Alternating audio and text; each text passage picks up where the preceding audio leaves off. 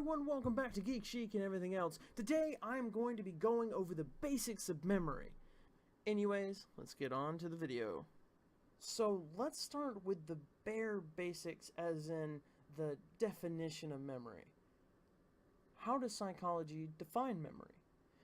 Treat it such as something like a bank, where you have your checking account and you have your savings account. Checking account is more for everyday and short-term use, and your savings account is for a long-term usage.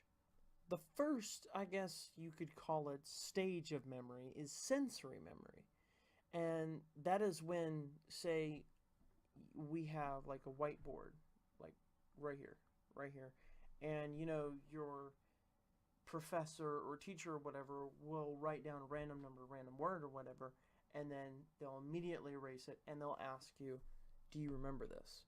If you do remember it, that is sensory memory. And it's common if you don't, but when you have sensory memory, you remember something by single sense, by sight or by auditory stimula, which is something that's called like episodic memory, where you remember something because somebody said it.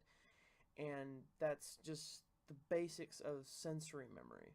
Usually when you have sensory memory, you just only have that little memory for a short period of time. It's just for an everyday thing, like you're trying to study something for a class. You're only going to remember it by the teacher said it or they wrote it on the board, and that's how you remember it. You don't remember it because of the repetition and stuff, which we will get to momentarily for the short-term memory and the long-term memory. But for sensory memory, it's very short. It doesn't get stored away. Some of the stuff doesn't get stored away immediately into short-term or long-term. Some stuff, you just have it. You just, remember it for that short time, and then it's kind of gone because you don't have any repetition. You didn't rehearse that series of numbers or that series of letters in your head. So that's how sensory memory works. Now, on to short-term memory. So short-term memory is defined as a working memory. It is a memory that is consistently working, with sensory memory being the first barrier of memory that enters, which is approximately about 5 or 6 seconds. You remember something, or maybe even shorter than that, like 2 or 3 or 1 to 2, that kind of shortness. And short-term memory is 18 seconds, something like you see my face, or you hearing my voice, you're perceiving my voice, or you're perceiving the blinds behind me, the light that's coming down on me, the bricks on the wall. Say you're laying in your bed, you are in your memory, you are seeing your walls, you are aware of the walls in your room, or the TV, or the phone in your hand, or the computer in your lap, that kind of thing. That is short-term memory, when you are aware of something and you've perceived it in your memory. It takes about 18 seconds, and a lot of stuff gets lost in short-term memory because it is consistently working, and there's a lot of memories going through that area. Besides long-term memory, which is kind of a guy just sitting basically on a couch and just kind of receiving the stuff that short-term memory actually wants to remember, and the things that it just receives and it'll be stored away. We'll get to that in a moment. But with short-term memory, you are perceiving everything that's around you, such as like also traffic outside of your window when you're trying to sleep at night, the dog barking, your friends bumping into you, that kind of stuff. That's stored in kind of the short-term memory, and the lasting of 18 seconds. In 18 seconds, a lot of stuff can happen. Whether you believe it or not, yes, 18 seconds covers a good span of time. Your teacher is writing something on the board, like, writing it all down, you're trying to remember it and not wiping it away. That would be sensory memory. But if they keep writing it and you're trying to remember it, it gets stored away in short-term memory, which is good because it is always consistently working. And in that 18 seconds, if you believe that you need to know that, within that 18 seconds, the information is perceived and it gets stored away into the long-term memory. There is also something else about short-term memory that kind of gets lost, but something that is really actually good to know, just for basically anything, of trying to remember anything. It's a good little thing, a good little fact to know about memory. Well, more specifically, short-term memory. 7 plus or minus 2. Now, it may sound like I'm giving you like some sort of math homework, but that's actually something that is in psychology that a lot of psychology majors and, a few people who take, the psychology classes, even though you're kind of required, that's one thing, one good little set rule, one little fact that you're going to need to know is 7 plus or minus 2. Now, what is exactly 7 plus or minus 2? It's not a mathematical expression, it is actually just a psychological kind of term to remember things. The human mind can remember, usually when it comes to memorizing bits of information, it can memorize roughly 7, sometimes it memorizes 5, and some other good memories memorize 9. But most of the time, 7 is usually like the middle number. So 7 plus or minus 2.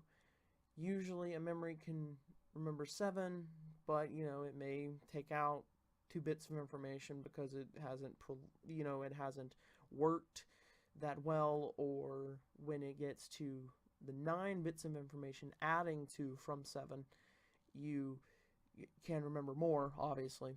And with the 9 bits of information, your memory has been extended and you're a little more functioning and stuff. Some memories, vary. The mind's, the memory development in the brain is different from everyone else. Everyone is different. Now, we have gone through sensory memory and then short-term memory, and there's only one part of the memory left, which is long-term memory. This is like the granddaddy of memories. There is like a security system that you're going to have to break through to get into it. And there's 2 ways to get into it. Both using rehearsing information to access the long-term memory. Whenever you're trying to remember something that's new and something that you don't really have a connection to, that's called maintenance rehearsal. Maintenance rehearsal is pretty basic. All you have to do is, rehearse the information in your head. No connection, just keep, rehearsing and rehearsing and rehearsing until you have it in long-term memory and you can just kind of pull it right off the top of your head, whenever someone asks you about, say, what year was the War of 1812. You're going to remember it was in the year of 1812. Even your sensory memory and short-term memory could remember that, but it's just an example just for this video. The next kind of rehearsal that you can do to access long-term memory is called elaborative rehearsal. Elaborative rehearsal is a little bit easier to work with. You see, whenever you go through elaborative rehearsal, it's whenever you go with new information that you were trying to memorize and entering it into the existing memories and existing information that you already have in long-term memory to just kind of mesh and get it into the long-term memory. So, like, say you go into Biology 2 and you already had Biology 1 and you had to access by going through a lot of maintenance rehearsal, but you see in Biology 2, since you already went through a lot of maintenance rehearsal and you were learning new information, you go to Biology 2, there's a lot of stuff you already knew, so it's easy to go back over that kind of stuff because you already knew that. And then you add a little bit more information on for Biology 2, and then you remember it because you already had most of the information from Biology 1 already memorized and placed into long-term memory, and so you can now access just a little bit more into long-term memory because it's very, very similar, or it is just a little bit more added on to the existing information that you already have in your head. Now that we have finally entered long-term memory, there are 3 basic divisions of long-term memory to kind of divide your memories up.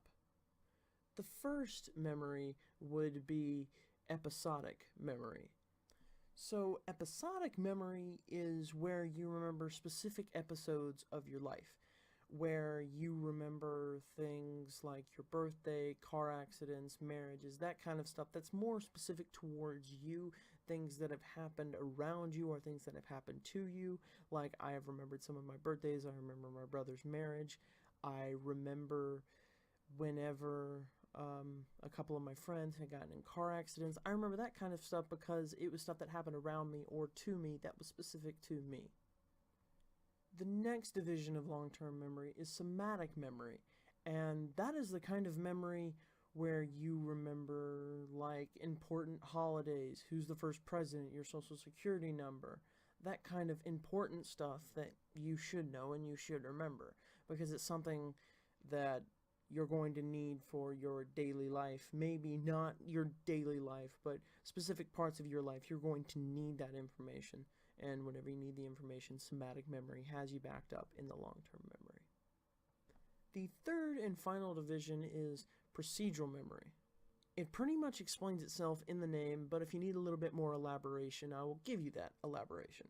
You see, procedural memory is whenever you need to remember certain procedures, like how to make a sandwich, how to read a book, how to set up recording software, how to log onto your computer, how to make a sandwich. I don't know if I said making a sandwich, how to write, how to read, that kind of stuff. That's stuff that you're going to have to know how to remember for the rest of your life. That kind of stuff, the procedures, that's procedural memory. That's it for today, guys. I wish I had more, but this is all I got for the basics of memory. If you would like a part 2 to get more in depth into the specifications to memory, then let me know in that comment section below. Remember to like the video if you like this video, and hit that subscribe button always if you like my content. Click that bell to get notified whenever I post a video. Thank you for all your support, and I honestly hope you enjoyed. Bye!